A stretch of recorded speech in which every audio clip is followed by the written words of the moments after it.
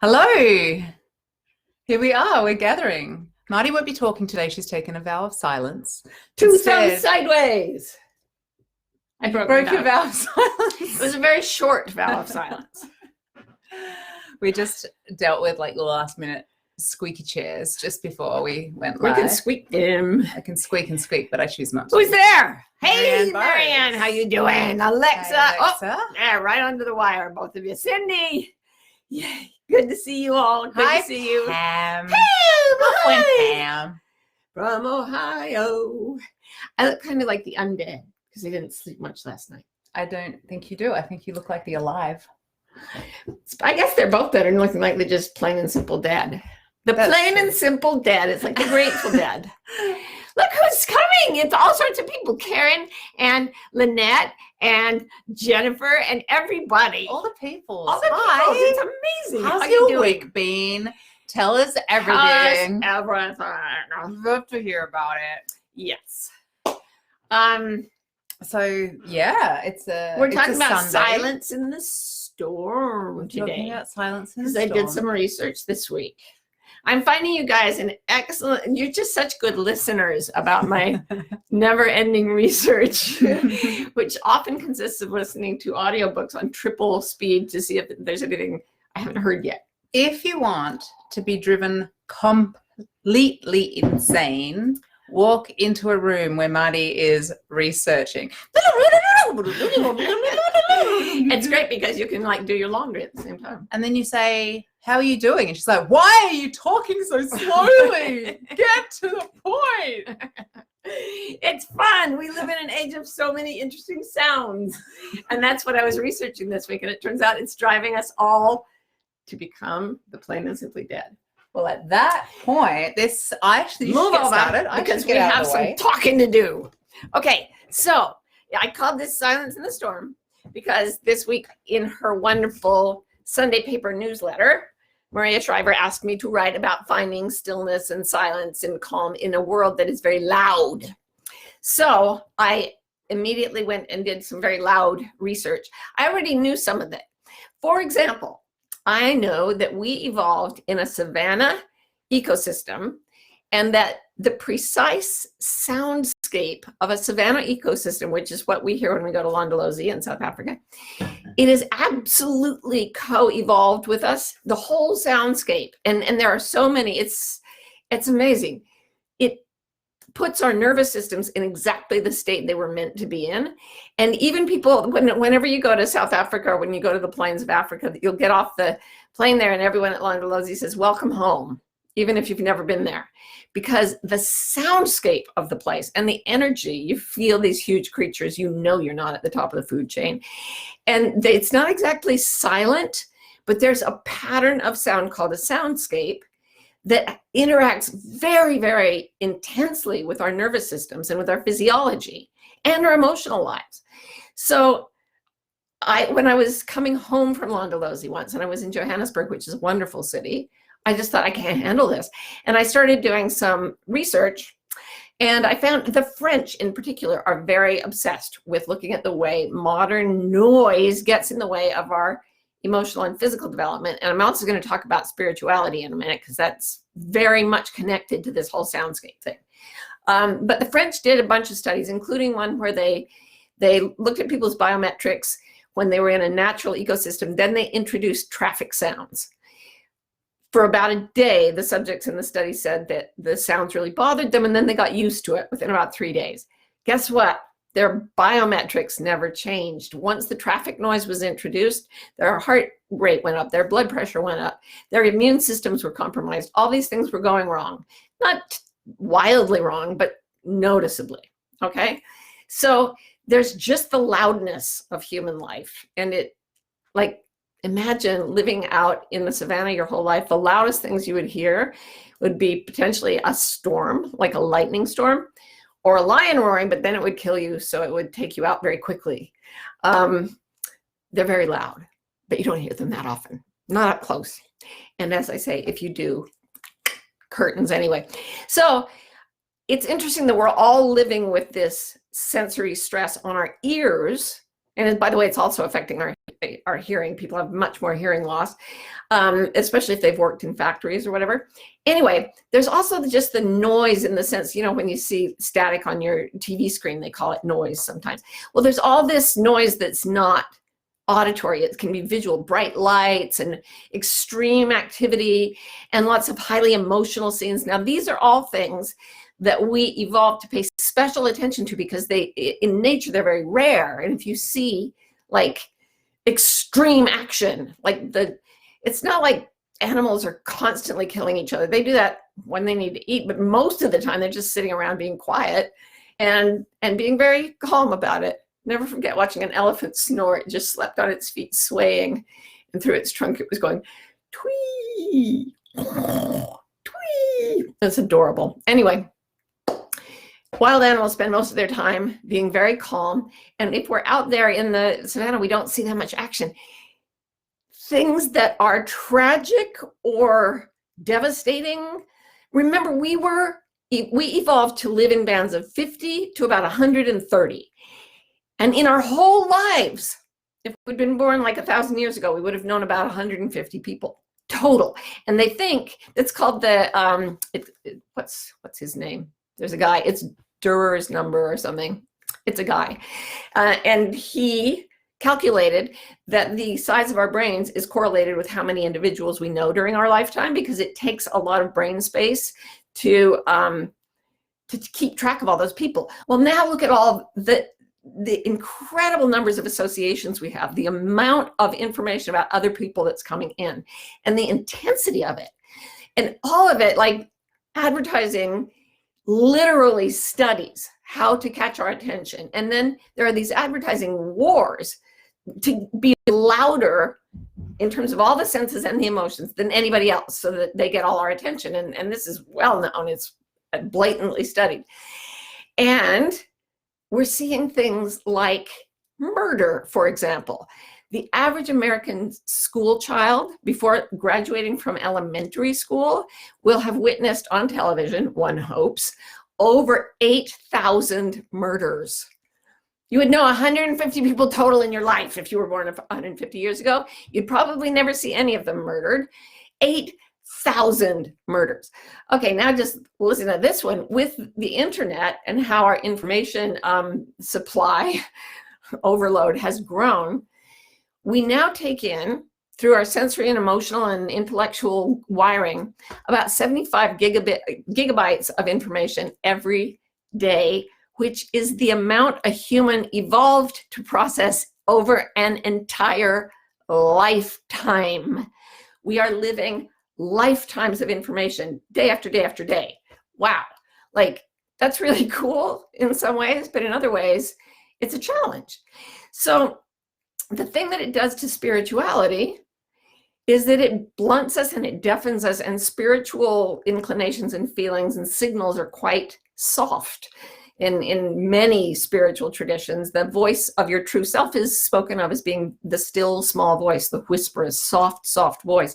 Well, if that's hard to hear even when you're like out in nature, think about what it's like for us, like scrolling through our phones with like machines crashing around us and people being murdered on TV, and it's just all going on at once. You can't hear a thing. So there's all this noise in our minds. There's so much thinking, right? Much more thinking than people used to have to do. There's so much more searching for peace, because we keep being told by the advertising merchants that more stuff and more, enticing things and more drama and all of that stuff is going to make us feel good. And if we just sit in a room alone, Pascal, like how many 100 years ago, 300-400 years ago, said the root of all men's suffering is that we're unable to sit alone, quietly alone in a room. And it's gone from bad to worse since then. So I was doing all this research and looking at the way people get blunted emotionally and spiritually by all the noise, and then they go looking for more noise to fill the void, which is created by noise. So I thought, let me think. What works to dispel these problems? How can we find stillness and hear the still small voice of the higher self in this particular environment where we find ourselves? It's a marvelous environment. Awesome. What do we do? So 2 practices. And I've just been doing some other reading about the brain and spiritual practice. And it turns out that just a practice of about 12 minutes a day of focused calm will begin changing the brain so that craving, needing, anguished feeling that so many people have starts to go away. It's a product of what the environment and our culture is doing to our brains. So if we change the brain, and we know we can, it calms.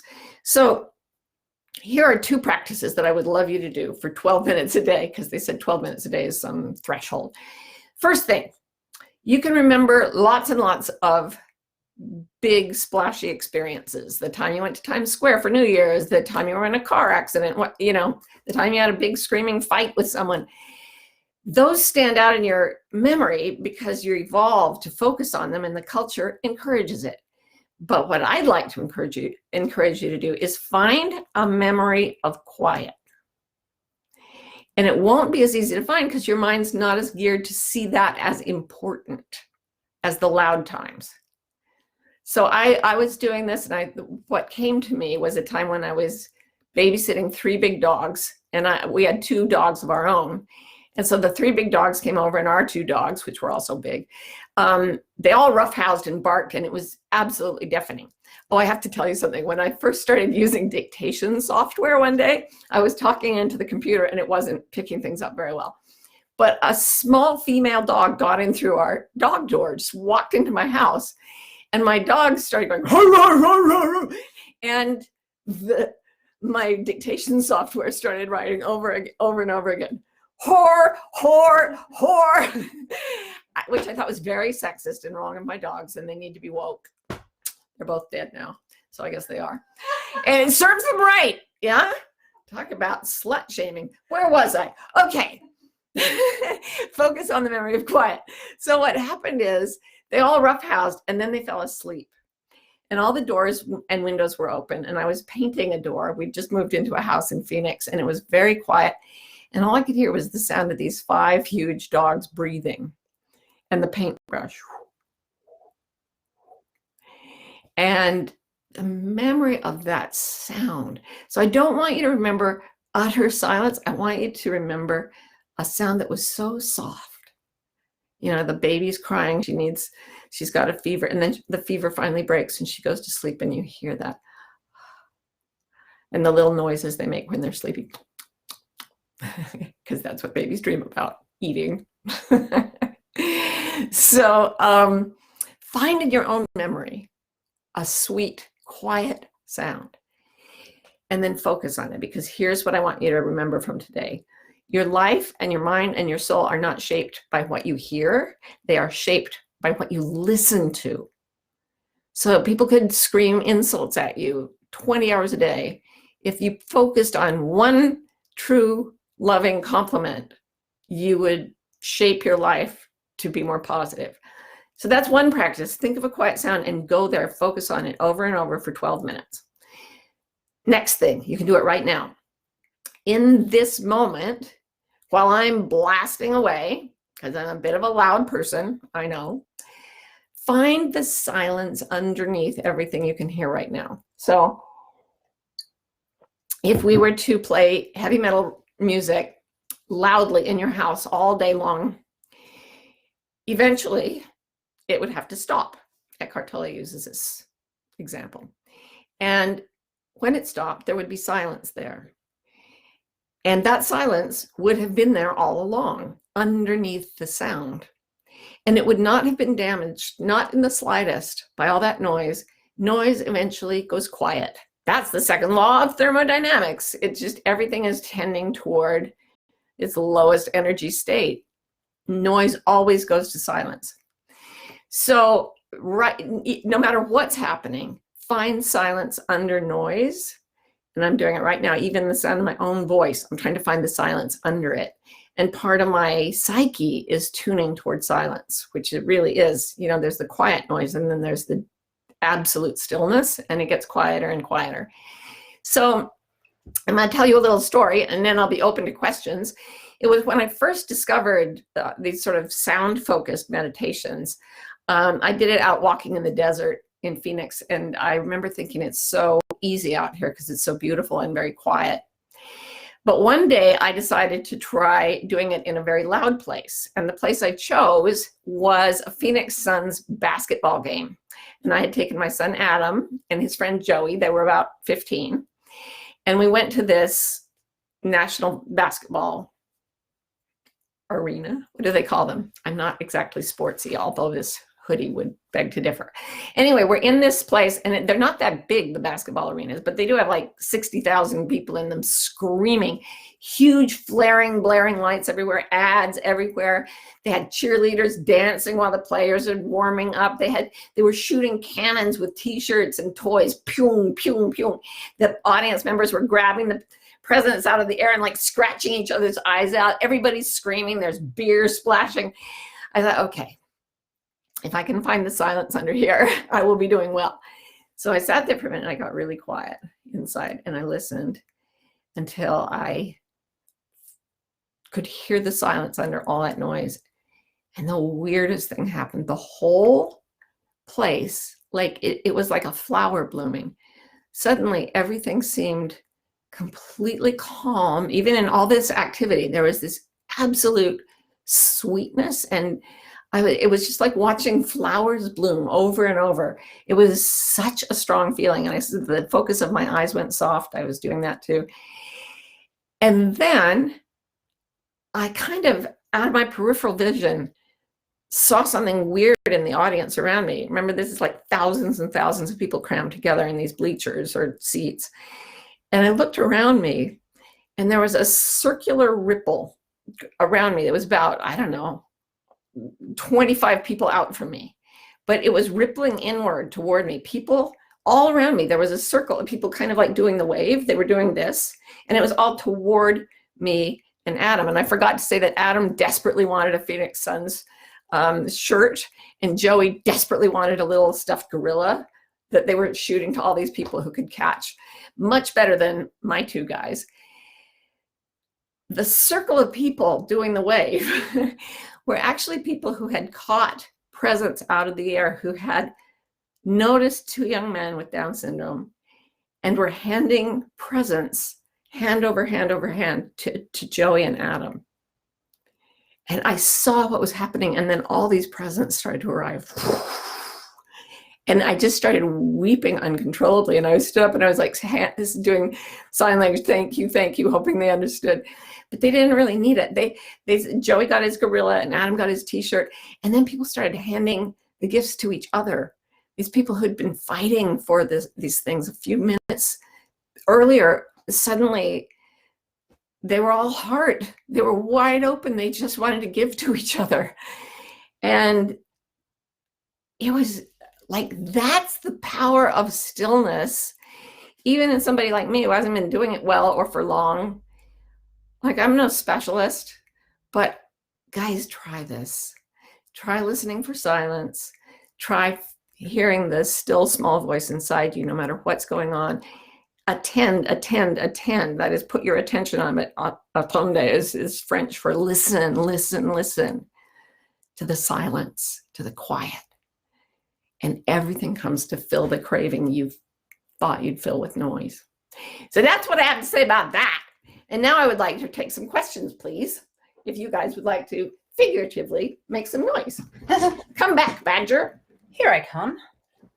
That was super fun. I loved it. Oh, thank you. Yeah. I got some good questions. Oh, good. Nadine asks, why are we often scared of silence? Where does this come from? I think, well, no, I will speak for myself. We have a lot of beliefs in ourselves about things like how frightening the world is. That we have imprints that have been socialized into us that tell us that we're bad, or that we did something wrong, or that we are going to hell, or whatever we happen to be taught. And in the silence, those things come up. Why do they come up? Because they're trying to leave. The healthy body is trying to expel these unhealthy thoughts. The unhealthy mind is trying to expel them. The still small voice is trying to push out lies lies, lies, lies. But what happens first is the decibel level inside seems to go up, because to go out of us, they seem to have to fill our attention first. And the way you deal with that is to sit with your inner noise and inquire. You can either just watch it, which is classical meditation. You just say, oh, noise, fear. Okay, I feel like a bad person. Okay, interesting. You watch that. Or if you want to speed things up, you question the things that cause you anxiety or embarrassment or whatever the emotion is. Like, okay, I should never have told Bob I loved him. Can I absolutely know that's better than doing what I did? You know, just question, question, question. If you haven't encountered Byron Katie's work to question your own thoughts, it's the best in the business, and I highly recommend it. But you do, when you sit down in stillness, prepare for herds of of very troubling noises to come your way. And then come the t-shirts and the gorillas and all the love and silence, and it's fabulous. Dogs everywhere breathing. So I don't know how much you know about this, but Geordie's asked an interesting question. Can you talk about sound in relation to the polyvagal nerve and coming out of the dissociative stare? Ooh, that's a good one. I don't know about the polyvagal association with the dissociative stare, but what I think you probably mean, it's interesting because, okay, so the polyvagal nerve is a massive nerve that goes, I think, straight from definitely from the nose and straight from the ear into the emotion center of the brain. And if you hear certain sounds through it, you can be traumatized. And if you hear a loving, kind voice telling you you're good, depending on the rhythm of the language you were born to hear, they were hearing before you were even born, especially if it's in the pattern of the language you were born to hear, that is of your mother when she was carrying you, it immediately soothes a lot of these basic biometrics like blood pressure and immune system function and all that. The dissociative stare is when somebody gets so traumatized, and I think it's when the attention bottleneck jams with too much fear. And it's similar to when a predator is trying to like chase a herd of deer. The fact that there are so many of them jams something called an attention bottleneck in the predator's brain. And we have that, and it just goes slack. Just staring, and it doesn't see anything. Like the mountain lion is running after a herd of deer, too many deer, it just goes gong, and it's dissociated and staring. And I think that's what Jody is talking about. Geordie is talking about. Geordie from Melbourne. Geordie from Melbourne, yeah. So the interesting thing is, to get out of the dissociative stare, what you need is the associative gaze, and that means, specifically, it refers to the way mothers look into their baby's eyes if the mothers are healthy. And you guys who have babies might have noticed this. The baby comes out, it never sleeps, you're dead for sleep. They say, you know, sleep when you can, but then the baby's awake and looking at you, and you cannot look away for all the tea in China. Have you guys had this? I don't know if dads feel it too, but it's like you just end up staring into this little person's eyes just for hours on end, and they stare back. And it's that gaze that teaches them how to love and be loved, especially to receive love. So for a long time, I went around looking for the associative gaze, and I found a few people. Byron Katie was one of the first people I felt it with when I met her many years ago. There's so much love coming out of her eyes, and she doesn't have any cultural filters. So I said something like, I can't stop looking at your eyes. I just blurted it out, and she just went, like, she just stared straight at, she just gave me her eyes for like 10 minutes. And I just stared straight back, no embarrassment or anything. We can do it with babies. We can do it with animals. We can do it with each other if we're very, very lucky. I am very, very, very lucky to have several people whose gaze heals me in that way. I didn't really feel like I grew up with it, so you can get it at any time. So the gaze of the universe is already upon you. So before you even feel it, imagine it. Imagine it. There's a poem by Laura Davis that says, when you were born, someone looked at you. It might have been the nurse, it might have been your mother, but someone looked at you as if you were the first sunrise seen from Earth. That's how God looks at us, you guys. Always, always, always, always. If you go into meditation and you're quiet enough, you will see something wildly intelligent and loving, absolutely transfixed by you, just wanting to stare into your eyes and see what's coming into you and from you. It's a good trip. So anything else? Yeah, Alexa asked, how can I find the silence when feeling disconnected to the body through a busy day? It's good that you mention your body. And the thing about your body is, even if you're disconnected from it, as long as you're not literally unconscious, you can move it and you can touch it against things and you can feel it.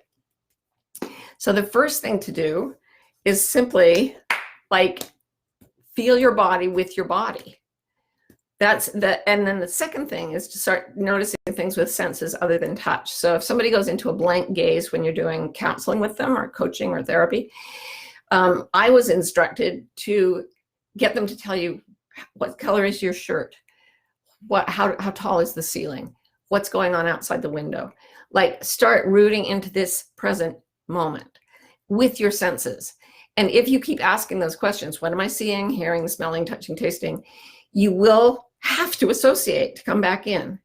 Now, you may not want to. Sometimes dissociative states are very necessary to keep you away from trauma. But as you come back into safe places, that's how you heal trauma, is that you go back into the body where the bad things happened and you stay in it and you change the ending of the experience. So instead of something bad happening to you, you go into an associated state, you're present in a room, you feel your body, you feel your emotions, nothing bad happens. And if you do that over and over and over again, especially if you focus for 12 minutes at a time, you heal. Yeah. Beautiful. Yeah. So Shannon asked, she says, I had a regular meditation practice that I stopped after a few years because I found very profound insights coming up. Some I found disturbing and would have preferred not to have realized, if I'm being honest. How to process these things? It's hard to say. I mean, right? if you saw the walking armies of the undead dogs or something, that would be really bad. There is in Buddhism something known as the realms of power. And in Hinduism, they're sometimes called the siddhis. And what they are is a state that people go through when they've been meditating a while, where you see weird things. Sometimes people have visions, sometimes hallucinations, and they're not always pleasant. If you listen to The Science of Enlightenment, which is an audiobook by Shinzen Young, he talks about when he was a meditation student, he went through, like, I think he said a year or two, where he saw insects the size of humans, and they were all around him in the world, and they were completely real, like they looked completely three-dimensional. So he talks about these realms of power, or the time of the siddhis. And in the great meditation traditions, they say, oh yeah, that happens. It is not of any particular significance. Now, Shinzen Young talks about it. If you think of the world as a globe and you're traveling the surface of the globe looking for God, you're just going to go different places. So say the sphere we're talking about is yourself. You go to the surface of your mind and it's just noise. Then you turn and you start going in. Okay, so you're starting to go in and things get quieter and quieter. First, all your trauma comes up and you hang in and it goes beyond that. Then you get to things like hallucinations or weird psychic experiences or something. What happens then to people is that they'll make another right turn and start traveling around the realms of power. So here's the outside realm of your surface self, right? It's kind of big, like a basketball, and inside it, like a softball, are these realms of power.